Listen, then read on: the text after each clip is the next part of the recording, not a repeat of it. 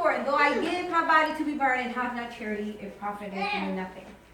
Then I use this chart to kind of break it up, right? So what does this mean? Though I speak with the tongues of men and of angels, though I know all the languages on earth, including communication systems, you can think about, if I understand animals, it doesn't matter. Any kind of communication systems.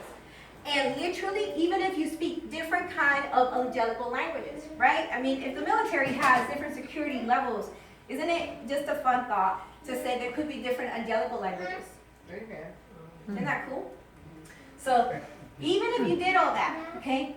But if you are the best orator, the most gifted person, but you never shared your gift for good or in love, it's worth nothing. And though I have the gift of prophecy, I understand all mysteries and all knowledge. And because of the type of people that are called to this church, I believe that there's a lot of us that may operate in the gift of prophecy in different ways, okay? So having the most recommended spiritual gift, the so-called the gift of prophecy or words of knowledge or knowing special things that other people don't see or don't know, knowing God's own secret plans because God revealed things to you, right? Or holding a high stature in the church. It doesn't matter.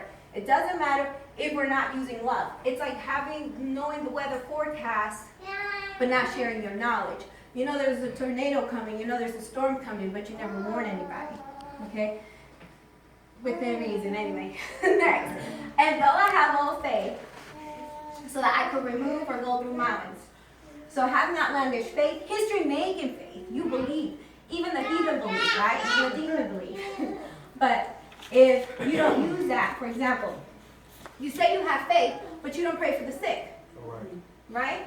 We say we have faith, but we don't pray for the sick. Not praying for people, for example, that may not be loving. Oops, I'm searching. Okay. And though I bestow all the goods to feed the poor, just because I give money out doesn't mean I have love. Right. Material representations of love is just not equal to God's love. Okay? It is not. So having more is not always what's needed. The comment that some people chewed on was this one. We can see maybe where transactional-based love does not originate with the receiving one and in mind. So in other words, when I'm giving to someone, if I'm not thinking about them, it's not even about love, it's about me, right? And lastly, do I give my body to be burned? So self-sacrifice or not.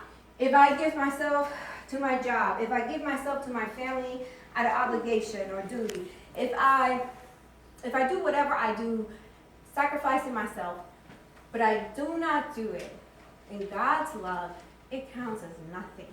Right. All right. Right? Teach, Jay. Okay. Teach it. So why is understanding the heart of God in this so important? Because this is how we're going to be known. Here's the scripture, John 13:35. Okay? Some studies, and by studies I'm talking about psychology and all this other kind of studies, have suggested that humility is what increases empathy and caring for others. Okay? So they're just backing up what the scripture says. We talked about the origin of the word love.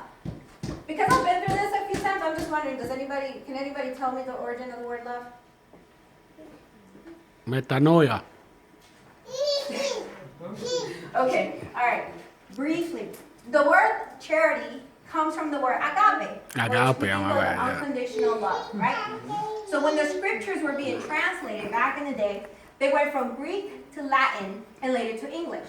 If you guys know, Latin has 5 different languages: Spanish, Romanian, Italian, Portuguese.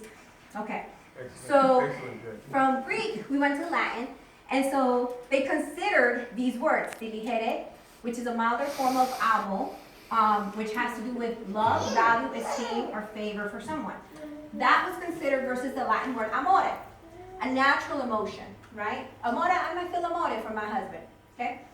Neither was chosen, but the word caritas, so this is Latin, okay, was chosen later.